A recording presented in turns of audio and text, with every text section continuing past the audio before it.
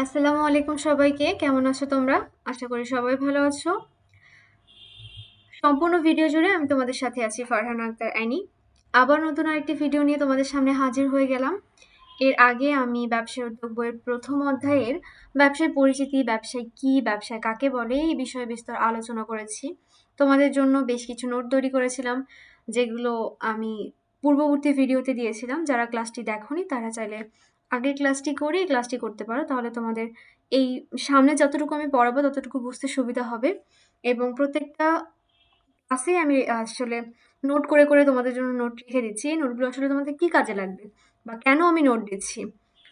এই ক্ষেত্রে যদি এই প্রশ্নটা তোমরা আমাকে করো তাহলে বলবো যে প্রথমত ব্যবসায় কি, ব্যবসায় কাকে বলে, এইটা তোমার সৃজনশীল প্রশ্নে, জ্ঞানমূলক প্রশ্নে এটা কাজে লাগে। অনুধাবনমূলকেও অনেক সময় চলে আসে। সেই ক্ষেত্রে তোমার এটা অনেক বেশি উপকার করবে। এবং এছাড়াও তোমার এমসিকিউ সলভে বা প্রত্যেকটা জিনিস বুঝতে অনেক বেশি সহায়তা করবে। তো তোমরা চাইলে খাতায় নোটগুলো করে নিতে পারো বা বইয়ের পাশে একটু একটু করে লিখে নিতে পারো, যেটা তোমাদের অনেক বেশি সুবিধা হবে। এবার চলো আমরা মূল আলোচনায় ফিরে যাই। শুরু করা যাক। ব্যবসায়ের আত্মতা বা প্রকারভেদ। আমরা যেহেতু জেনে এসেছিলাম ব্যবসায় বলতে বোঝায় যে মুনাফা অর্জনের উদ্দেশ্য থাকতে হবে, ঝুঁকি সম্বলিত হতে হবে, অর্থনৈতিক কর্মকাণ্ড হতে হবে এবং দেশীয় আইনে বৈধতা থাকতে হবে। এবার দেখো, আত্মতা মানে কি? আত্মতা মানে বিস্তৃতি, ব্যাপকতা, পরিধি। তাহলে ব্যবসায়ের পরিধি আসলে কতটুকু বিস্তৃত, এটা আসলে কতটুকু বড়, এটা জানার জন্য আসলে এখানে বইয়ে অনেক কিছু বিবরণী, অনেক কিছু ভাগ ভাগ করে দেওয়া হয়েছে। ও প্রকারভেদ। প্রকারভেদ হলো তোমাকে ব্যবসায় এই যে পার্ট পার্ট পার্ট পার্ট করে অনেক কিছু মিলে আসলে এক ব্যবসায় তৈরি হয়, অনেক কিছু সমষ্টিকে আসলে ব্যবসায় বলা হয়। যে জিনিসটার ভিতরে আলোচনা করা হয়েছে। তবে তোমাদের এটুকু বলি যে ব্যবসায়কে আসলে ৩ ভাগে ভাগ করা হয়। এই যে আগের দিন আমি এটা দাগিয়ে দিয়েছিলাম খুব সুন্দর করে। এই যে আধুনিক ব্যবসায়কে প্রধানত ৩ ভাগে ভাগ করা যায়। সেটা কি কি? শিল্প, বাণিজ্য আর হচ্ছে প্রত্যক্ষ সেবা। এবার দেখো, এই শিল্প, বাণিজ্য, প্রত্যক্ষ সেবা এই সম্পর্কে জানতে হলে আগে তো আমাদের আসলে শিল্প কি সেই সম্পর্কে জানতে হবে, তারপর বাণিজ্য কি সেই সম্পর্কে জানতে হবে, প্রত্যক্ষ সেবা কি সেগুলো জানতে হবে। সবকিছু জানার পর আসলে আমরা পুরোপুরি ক্লিয়ার ভাবে বুঝতে পারবো আসলে ব্যবসায়ের পরিধি, ব্যবসায়ের ব্যাপকতা কতটুকু। এখানে খুব সুন্দর করে ছকে ছোট ছোট করে সংক্ষেপে দেওয়া আছে, কিন্তু আমরা এই সম্পর্কে আরো বিস্তারিত আলোচনা করব। আচ্ছা, শিল্প কি এই সম্পর্কে জানার আগে আমরা একটু ইমাজিনেশনে ফিরে যাই, কল্পনার জগতে ফিরে যাই, বা আমরা একটু ভাবি। মনে করো তুমি যে টেবিলে বসে পড়ছো, বা আমি যে টেবিলে বসে তোমাকে পড়াচ্ছি, এই টেবিলটা তো আসলে একদিনে তৈরি হয়নি বা বলার সাথে সাথেই তৈরি হয়নি। টেবিলটা তৈরি করতে বা একটা কাঠের টেবিল তৈরি করতে কি কি ম্যাটেরিয়াল প্রয়োজন, একটু ইমাজিনেশন করো। প্রথমত প্রাকৃতিক সম্পদ, আই মিন কাঠ। কৃষক বা যারা কাঠুরিয়া রয়েছেন তারা এটাকে নিয়ে এসেছে। কাঠ কেটে নিয়ে আসার পরে সেটা ফ্যাক্টরিতে দিয়েছে, সুন্দর করে পালিশ করা হয়েছে। মিস্ত্রিরা হচ্ছে এই টেবিলটাকে সুন্দর করে তৈরি করেছে। আহ, মিস্ত্রি বলা যায় না, এটাকে শিল্প বলা যায়। একজন শিল্পী এই জিনিসটাকে সুন্দর করে তৈরি করেছে। আঞ্চলিকতার ভাষায় তুমি যেভাবে বলবে এই জিনিসটা ঠিক সেভাবেই হবে। তো একজন শিল্পী যখন এই জিনিসটাকে শিল্প করছে, প্রাকৃতিক সম্পদকে একটু একটু করে আমাদের ব্যবহার উপযোগী পণ্যে পরিণত করা হচ্ছে, এটাই আসলে শিল্প। এবার আসো, এইখানে শিল্প সম্পর্কে জানার আগে আমরা আমাদের নোটটা দেখে আসি এবং শিল্প সম্পর্কে আমরা সঠিক এবং বিস্তারিত সুন্দরভাবে একটা জ্ঞান লাভ করে আসি। যখন আমরা বুঝতে পারবো শিল্প জিনিসটা কি, তখন এর প্রকারভেদ বা শিল্পগুলো কিভাবে তৈরি হচ্ছে, আমাদের কাছে কিভাবে ব্যবহার উপযোগী পণ্য হিসেবে বা ব্যবহার উপযোগী দ্রব্য হিসেবে আমাদের কাছে আসছে, এই ব্যাপারগুলো আমরা আরো বিস্তারিত বুঝতে পারবো। তো এই জিনিসটা বোঝার জন্য আমরা আমাদের নোটে ফিরে যাই। এই যে দেখো, ব্যবসাকে প্রধানত ৩ ভাগে ভাগ করা হয়। আমি এটাকে সুন্দর করে রেডি করে রাখছি। এবার আসো শিল্প কি। আমি যদি সংজ্ঞানুসারে বলতে যাই তাহলে শিল্পটা এরকম যে, যে প্রক্রিয়ার প্রাকৃতিক সম্পদ আহরণ, কাঁচামালে রূপদান এবং প্রক্রিয়াজাতকরণের মাধ্যমে কাঁচামালকে মানুষের ব্যবহার উপযোগী পণ্যে পরিণত করা হয় তাকে শিল্প বলা হয়। আচ্ছা, এত বড় সংজ্ঞা যখন তুমি দেখবে তখন তোমার সবকিছু মাথার উপরে দিয়ে যাচ্ছে?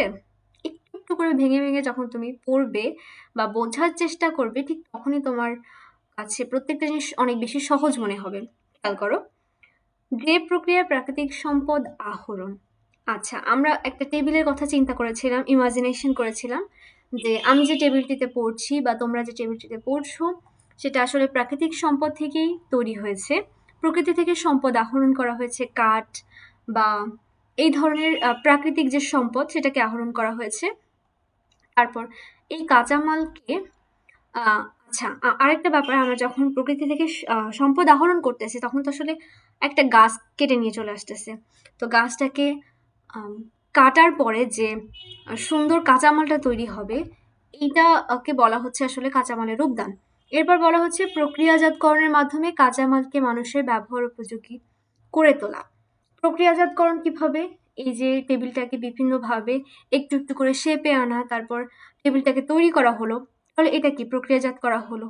আর এই প্রক্রিয়াজাত কোন জিনিসটাকে করা হলো? সেই কাঁচামালটাকে, যেটাকে কাঠ হিসেবে আমরা পেয়েছি, এই কাঠকে প্রক্রিয়াজাত করা হলো, করে তারপর মানুষের ব্যবহার উপযোগী পণ্য টেবিলে পরিণত করা হলো।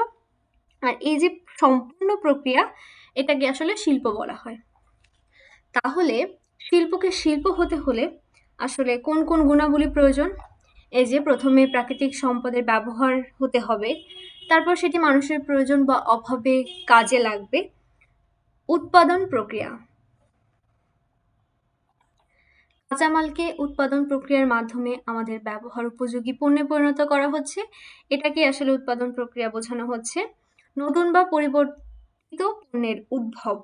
আচ্ছা, এই যে কাঁচামাল কাঠ বা একটা গাছ, সেটাকে কাঠে পরিণত করা হলো, তারপর সর্বশেষ একটা টেবিল, ফার্নিচার, চেয়ার, এই যে আমাদের ব্যবহার উপযোগী হচ্ছে, তাহলে এটা কি নতুন একটা পণ্য তৈরি হচ্ছে না? অবশ্যই। এবার দেখো অর্থনৈতিক কার্যক্রম। অবশ্যই সেটা শিল্প হোক, বাণিজ্য হোক বা প্রত্যক্ষ সেবা হোক, যেহেতু এটা সম্পূর্ণটাই ব্যবসায়ের একটা পার্ট, তিনটা ভাগে ব্যবসায়কে ভাগ করা হয়েছে: শিল্প, বাণিজ্য, প্রত্যক্ষ সেবা। আর যখন আমরা ব্যবসায় সংজ্ঞাটা পড়বো, ব্যবসায়ীকে জানবো, তখন অর্থনৈতিক কার্যক্রম, এটা তো ব্যবসায়ের একটা গুণাবলী বা ব্যবসায় একটা বৈশিষ্ট্য। তাহলে এই পয়েন্ট পাঁচটা আমাদের বোঝা শেষ, এবং শেষে কি বলা হয়েছে? পণ্যটি ব্যবহার উপযোগী রূপে সম্পূর্ণতা লাভ করে। এই যে এই শিল্প কাকে বলে বা শিল্প কি, এই সংজ্ঞাটাকে আমরা আসলে এখানে বিস্তারিতভাবে লিখে দিলাম, যাতে তোমাদের আসলে সুবিধা হবে। যখন তোমরা সৃজনশীল প্রশ্ন লিখবে তখন এমন আসলো যে কোনো একটা শিল্প সম্পর্কে তুলে ধরা হলো, তো শিল্প সম্পর্কে যখন তুমি উদাহরণ দিবে বা সুন্দর করে উদ্দীপকের সাথে কম্পেয়ার করবে, তখন এই পয়েন্টগুলো তুমি সেখানে তুলে ধরতে পারো তোমার ভাষায়, তোমার মতো করে লিখে। তাহলে তোমার সৃজনশীল প্রশ্নটা আসলে আরো বেশি উন্নত এবং মানসম্পন্ন হলো। আর এই প্রশ্নটা 1 মার্কের প্রশ্ন, জ্ঞানমূলক প্রশ্নে আসতে পারে। তো এটা লিখে রাখবে, এটা বইয়েও আছে, এখানে নোট করার কিছু নেই, তবে এটা তুমি চাইলে তুলে রাখতে পারো তোমার প্রয়োজনে। আচ্ছা, এবার আসো, শিল্পকে আসলে 5টা ভাগে ভাগ করা হয়েছে: প্রজনন শিল্প, নিষ্কাশন শিল্প, নির্মাণ শিল্প, সেবা শিল্প। প্রজনন শিল্পটা আসলে কি? প্রজনন, একটা থেকে আরেকটা আসলে উৎপাদন, একটা উদ্ভিদ বা প্রাণী থেকে আরেকটা উদ্ভিদ বা প্রাণীর বংশ বিস্তার, এটাকে আসলে প্রজনন বলা হয়। তুমি চাইলে এটা নোট করে নিতে পারো এরকম ভাবে যে একটা জিনিস থেকে আরেকটা জিনিস সৃষ্টি হওয়া বা উদ্ভিদ বা পণ্যের বংশ বিস্তারকরণ প্রচেষ্টাকেই প্রজনন বলে। আমি আবারও বলছি, তুমি খুব সুন্দর করে নোট করে নাও, যেটি তোমার এক্সামে কাজে লাগতে পারে। অর্থনৈতিক উদ্দেশ্যে একটা জিনিস থেকে আরেকটা জিনিস সৃষ্টি হওয়া বা উদ্ভিদ ও প্রাণীর বংশবিস্তারকরণ প্রচেষ্টাকে প্রজনন শিল্প বলে।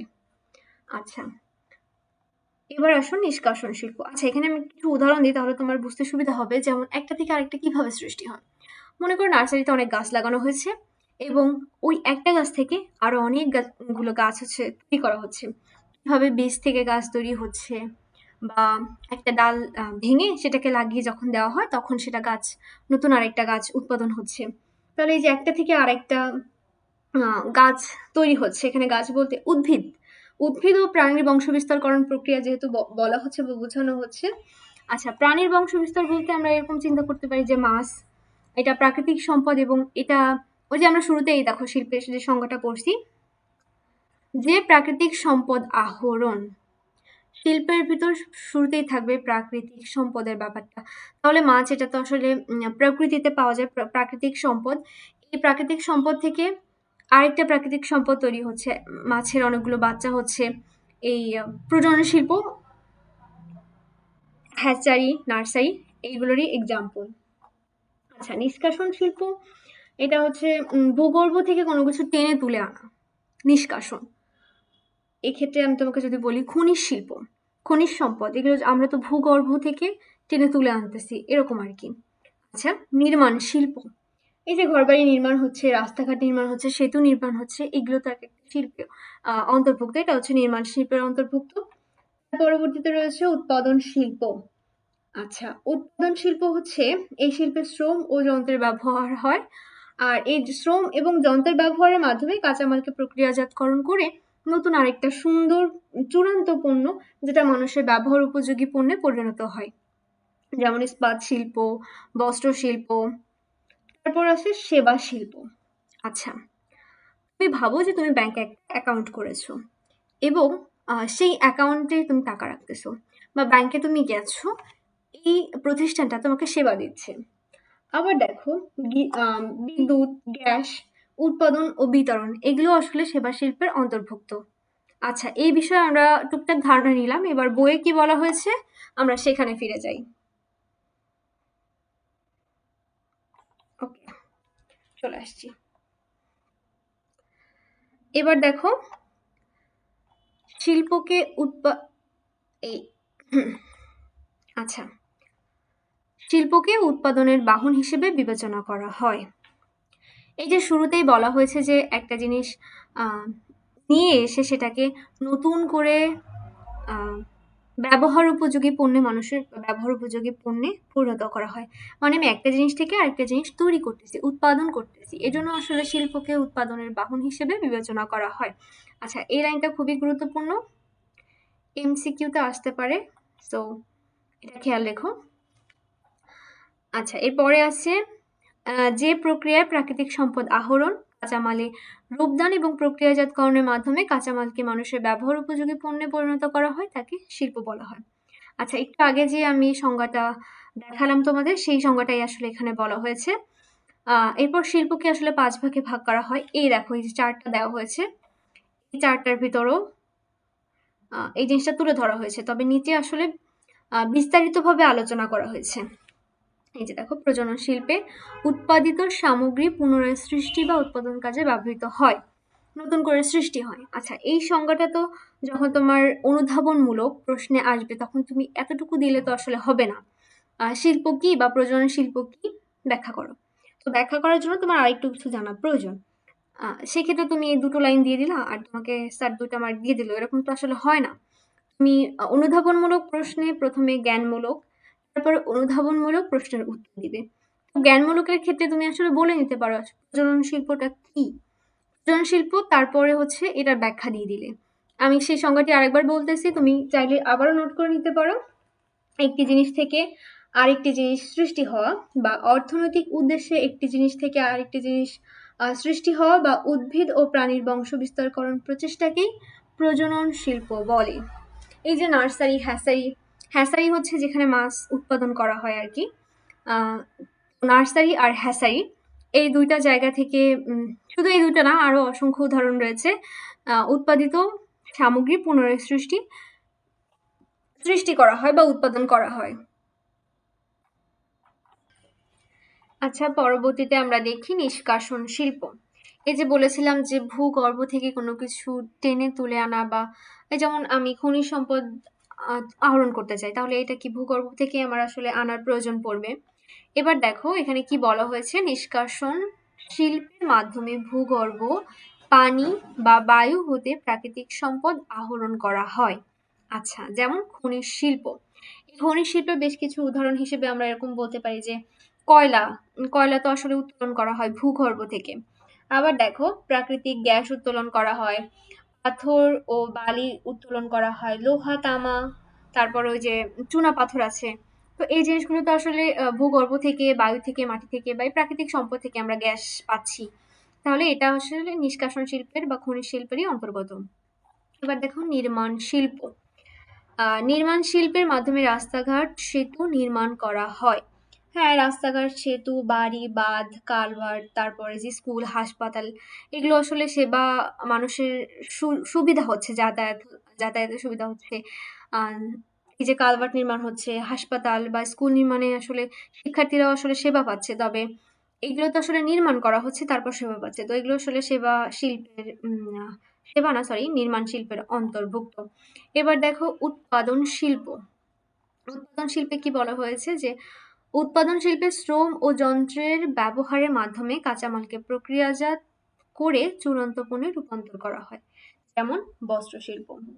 আচ্ছা, এখানে আমরা শুধু যে বস্ত্র শিল্পের মাধ্যমে উৎপাদন করা হয় এমনটা না, ইস্পাত শিল্প, এরকম অনেক উপাদান রয়েছে। যেমন ধান থেকে চাল উৎপাদন হচ্ছে, তুলা থেকে কাপড় উৎপাদন হচ্ছে, লোহা থেকে রড তৈরি হচ্ছে, আবার দুধ থেকে গুঁড়া দুধ তৈরি হচ্ছে, আবার এই যে আখ থেকে চিনি উৎপাদন হচ্ছে। এই প্রত্যেকটা এখানে কি এই শিল্পের শ্রম আহ আর যন্ত্র দুইটাই ব্যবহৃত হচ্ছে। যদি আমি আখ থেকে চিনি করতে চাই, তাহলে এখানে মানুষের শ্রম, এই যে আখ প্রথমে কেটে আনতে হচ্ছে, তারপরে শিল্প কারখানায় নিয়ে যাওয়া হচ্ছে, তারপর যন্ত্রের সাহায্যে এই আখের রসটা বের করে, তারপর অনেক যন্ত্রপাতি ব্যবহার করে সেটাকে চিনি হিসেবে আমরা আমাদের ব্যবহার উপযোগী পণ্যে বা চূড়ান্ত পণ্যে পরিণত করা হচ্ছে। তাহলে এক্ষেত্রে কি হচ্ছে যে উৎপাদন শিল্পে শ্রম আর যন্ত্র, এই দুটোর, এই আমি দাগিয়ে দিচ্ছি, শ্রম আর যন্ত্রের ব্যবহার হচ্ছে, তার মাধ্যমে কি হচ্ছে চূড়ান্ত পণ্যে পরিণত করা হয়। ওকে, এবার দেখো সেবা শিল্প। সেবা শিল্প বিভিন্ন প্রকার সেবা প্রদানের মাধ্যমে মানুষের জীবনযাত্রা সহজ ও আরামদায়ক করে। আচ্ছা, যেমন বিদ্যুৎ, গ্যাস বিতরণ, ব্যাংকিং ব্যবস্থা ইত্যাদি। তোমরা এখানে সুন্দর একটা সংজ্ঞা লিখে নিতে পারো সেবা শিল্পের ক্ষেত্রে, যে যে শিল্পটা আসলে মানুষের জীবনযাত্রা সহজ ও আরামদায়ক করার কাজে নিয়োজিত, তাকে সেবা শিল্প বলে। খুব সুন্দরভাবে তোমরা এটা লিখে নিতে পারো। আমি আরেকবার বলতেছি, এই নোটগুলো করলে আসলে কি হবে, তোমার সৃজনশীল লিখতে সহায়তা হবে, তুমি আসলে আহ, পুরো বইটা তোমার বুঝতে সহায়তা হবে। এবং এই জিনিসগুলো এমসিকিউ যখন তুমি অ্যান্সার দাগাবা, তখন আসলে তোমার অনেক বেশি সহায়তা হবে। আমি আবারও বলতেছি, খেয়াল করো, যে যে শিল্প মানুষের জীবনযাত্রা সহজ ও আরামদায়ক করার কাজে নিয়োজিত, তাকে সেবা শিল্প বলে। এবার সেবা শিল্পের উদাহরণ যেমন ব্যাংকিং সেবা, শিক্ষা প্রতিষ্ঠান, হাসপাতাল, চিকিৎসা সেবা, তারপরে যে পরিবহন সেবা, ডাক ও টেলিযোগাযোগ, এই সেবাগুলো তো আসলে আমাদের আহ, এটা সেবাই। তুমি বিদ্যুৎ পাচ্ছ, গ্যাস পাচ্ছ, এগুলো অবশ্যই সেবা। আচ্ছা, এখানে নিচে কি আছে? ওকে, আমাদের পড়তে পড়তে কিন্তু এই যে সম্পূর্ণ শিল্পটা পড়া হয়ে গেল, বোঝা হয়ে গেল, জানা হয়ে গেল। আশা করতেছি এখান থেকে তোমাদের যে কোনো প্রশ্ন আসলে সেই প্রশ্নগুলোর উত্তর সুন্দরভাবে দিতে পারবে। এখানে আমি আরেকটা জিনিস পড়ানোর সময় তোমাদেরকে বললাম যে শিক্ষা প্রতিষ্ঠান, এটা আসলে সেবা শিল্পের অন্তর্ভুক্ত। তুমি একটা কথা চিন্তা করো যে শিক্ষা প্রতিষ্ঠানে তোমাকে আসলে শেখানো হচ্ছে, এখানে তো আসলে সেবা দেওয়া হচ্ছে।